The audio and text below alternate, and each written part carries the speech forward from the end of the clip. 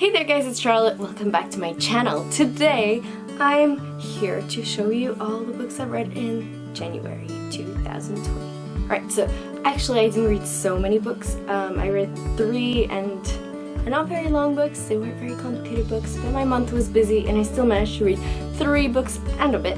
So let's get to it. The first book I read was actually kind of like a short story slash novella, and that it was Kindred Spirits by Rainbow Rowell. This was like the World Book Day story, so it wasn't really a full book, but it was nice to read and just to get a fun little easy start to the year because, as I said, my month was quite busy and I'd been in a reading slump for most of the second half of the year, so I needed to get something easy to get through, and this was the first one. It was a very cute story. I have to say the start was a bit slow and I would have loved the story to go on a little bit longer once I got into it, but overall it wasn't too bad. It wasn't great. It's not my favorite Rainbow Rowell, but it was still super cute, so definitely worth a read if you don't mind reading something a bit shorter.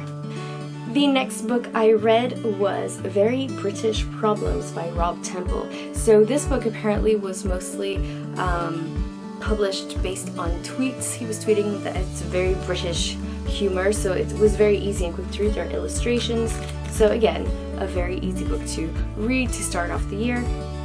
Really, it's about how the British are making life awkward for themselves one brave day at a time. It was pretty funny. Of course, some of the things I didn't understand because I'm not British, so if you are British or you're very into British culture, you might find some of these funnier than I have. Some were really funny because I live in Europe. I know how the British are. Some are a bit stereotypical, but it was funny. The last book I read was Traveler by L.E. Delano. So initially I had picked up this book a few years ago and I was really intrigued by it. And now I'm kind of clearing out my shelves because I'm going to be moving soon. So I'm trying to make a bit more space for the books that I have that don't have shelf space, and also because I don't want to move books unnecessarily. So I'm trying to sell some books and give them a second life where they deserve to be. Now this one, since I hadn't read it in a few years, I was thinking of maybe selling it, and then when I picked it up I was like, you know what, I kind of want to read it. So I did in the moment and it was really good. It's the first book in the duology, I believe. I'm still thinking whether I should pass it on for someone else to enjoy or whether I keep it. I'm still debating it. We'll see.